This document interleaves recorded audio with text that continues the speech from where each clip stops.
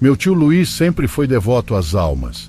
Rezava e acendia velas para elas todos os dias sem falta, mesmo quando estava em alguma reunião familiar ou com algum de seus clientes. Ele largava o que estava fazendo para ir acender uma vela. Ninguém na família gostava de visitá-lo, e toda vez que entrávamos em sua casa, começávamos a sentir sensações inexplicáveis.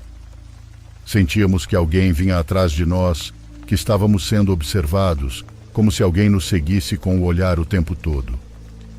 Meus primos, seus filhos, nos contavam que durante a noite ouviam gavetas da cozinha se abrindo ou os utensílios sendo mexidos.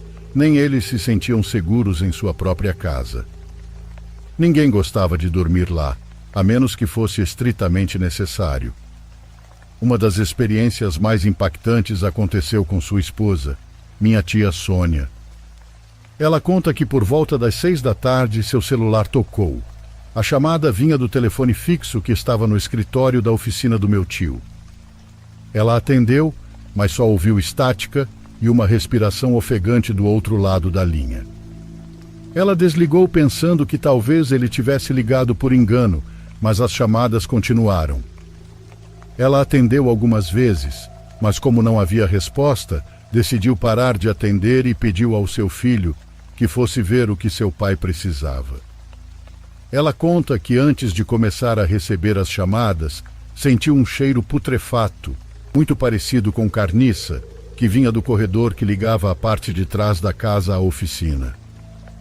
Ela não deu muita atenção, pois meu tio trabalhava com produtos químicos muito potentes. Luiz Júnior, meu primo, foi ver o que estava acontecendo. Ele disse que desde que entrou, percebeu que algo estava errado, fazia muito frio e a oficina estava mais escura do que o normal. Antes de chegar ao escritório, sentiu um calafrio que o paralisou. O medo não o deixou continuar. Ele sentiu que não devia ir sozinho, então voltou para casa e pediu para sua mãe o acompanhar. Juntos foram ao escritório e encontraram meu tio sentado na cadeira de sua mesa, mas ele estava fora de si, olhando para o vazio. Eles o chamaram várias vezes, mas não conseguiram fazê-lo reagir. Juntos o pegaram pelos braços para ajudá-lo a se levantar da cadeira e tentaram carregá-lo. No meio da oficina ficaram estagnados. Seu corpo parecia estar colado ao chão. Por mais que tentassem, não conseguiam movê-lo.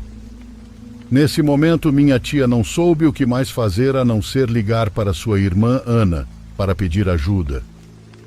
Ana chegou com seus filhos e seu genro, e entre os 5 homens tentaram movê-lo, mas apesar de serem homens altos e fortes, não conseguiram movê-lo daquele lugar. Ana, que se dedicava há muitos anos a fazer trabalhos de adivinhação, como ler cartas e outras atividades, pediu permissão à minha tia para intervir por seu esposo. Colocaram meu tio Luiz em uma cadeira, acenderam algumas velas e formaram um círculo ao redor dele para rezar. Ana, que era a mais experiente com o paranormal, começou a dirigir a oração. Em meio a tudo isso, o rosto do meu tio mudou drasticamente. Até então ele estava quieto, mas a cada vez que Ana falava, ele começava a rir de maneira assustadora, zombava dela e até a insultava com muitos palavrões. Enquanto rezavam, as chamas das velas começaram a diminuir. Aqueles que estavam lá dizem que parecia que o vento as estava apagando, mas era impossível, pois antes de começar, haviam fechado todas as portas e janelas do local. A oficina estava totalmente vedada. Não havia como uma corrente de ar entrar. Meu tio não parava de olhar para Ana. A olhava com ódio, como se quisesse realmente fazer algo de mal contra ela. Rezaram por 2 horas, até que ele se acalmou, parou de rir, abaixou a cabeça e, quando adormeceu, as velas simplesmente se apagaram. Os homens que estavam lá conseguiram movê-lo para sua cama, mas alguns minutos depois de Ana e seus filhos irem embora, o celular da minha tia tocou novamente. Estavam ligando de novo do telefone do escritório. Ela disse ao Júnior que com certeza seu pai tinha voltado à oficina e que precisavam ir buscá-lo, mas ao passar em frente ao quarto dele, o encontraram dormindo. Ambos se entreolharam, Mais do que confusão, sentiram medo. Trancaram a porta que conectava a casa à oficina e minha tia desligou o celular. Meu tio ficou muito afetado por esse evento e alguns anos depois, sua condição piorou drasticamente. Ele andava pelos corredores como se estivesse perdido, quase nunca dormia e começou a falar sozinho. No entanto, o que mais preocupou a família foi que ele se tornou muito violento. Tiveram que esconder as facas, pois em várias ocasiões tentou retirar a vida da minha tia.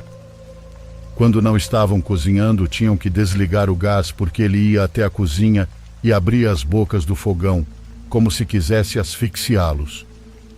Meus tios começaram a dormir em quartos separados, embora todos vivessem sob o mesmo teto.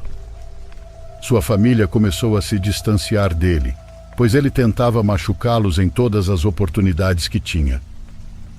Tanto sua esposa quanto seus filhos dormiam com a porta trancada, porque durante a noite, enquanto ele andava pela casa, tentava entrar nos quartos para machucá-los.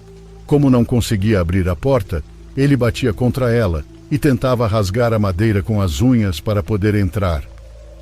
Meus primos me contaram várias vezes o terror constante em que viviam, e segundo eles, tudo piorava à noite. Sua família tinha tanto medo dele que pararam de beber água depois das 6 da tarde, para não precisar se levantar para ir ao banheiro durante a madrugada. Ele sempre vagava por ali, nos corredores, na escuridão. Um dia meu tio estava mais agressivo do que o normal. Tentou estrangular minha tia várias vezes com as próprias mãos, até que meus primos conseguiram acalmá-lo e até fazer com que dormisse. Naquela noite, Daniele, sua filha mais velha, estava sentada no bar da casa quando ele saiu do quarto. A família havia aprendido que, quando seu olhar mudava, ele deixava de ser seu pai, como se algo tomasse posse dele. Parecia que havia alguém mais habitando seu corpo, alguém que o controlava completamente. "Quem é você?" perguntou Daniele. "Você não é meu pai e nós sabemos disso." Ele respondeu com uma voz completamente diferente da do meu tio. Zombando dela, disse que era um índio. "Por que faz isso com minha família? Por que nos escolheu?" Ela implorou para que ele dissesse quem era. Ele a olhou de maneira macabra e começou a zombar dela, a insultá-la. Disse que seu pai já lhe pertencia e que ela nem sequer se incomodasse em buscar ajuda. "Sabe que não vai funcionar", ele disse. Naquele momento, minha tia já havia levado à casa vários padres, sacerdotes e até pessoas de outras religiões para intervir por meu tio. Mas ao vê-lo, eles simplesmente se desculpavam e iam embora sem dar maiores explicações. Semanas antes de sua morte, meu tio implorava aos filhos que não o deixassem sozinho. Dizia que não queria ficar em seu quarto porque lá dentro já o estavam esperando. Uma noite, enquanto vagava, caiu das escadas e machucou a cabeça. Devido a esse acidente, perdeu uma parte significativa de sua mobilidade, quase não conseguia sair da cama. A partir daquele momento, cada vez que sua família ia dar-lhe água ou comida, o ouviam discutindo com alguém no quarto. Pouco tempo depois, meu tio faleceu e após sua morte as coisas mudaram. Na casa não se sentia mais aquele ambiente sufocante e pesado, mas minha tia e seus filhos afirmam que ainda se sentem observados. Eles veem sombras negras que percorrem os corredores de madrugada e muitos sons estranhos. O lugar que eles moram é quase uma chácara cheia de árvores, então você pode imaginar como é morar lá. Até hoje, sendo uma mulher adulta, ainda tenho muito medo de visitar aquele lugar. Sinto que algo me observa, que algo caminha atrás de mim.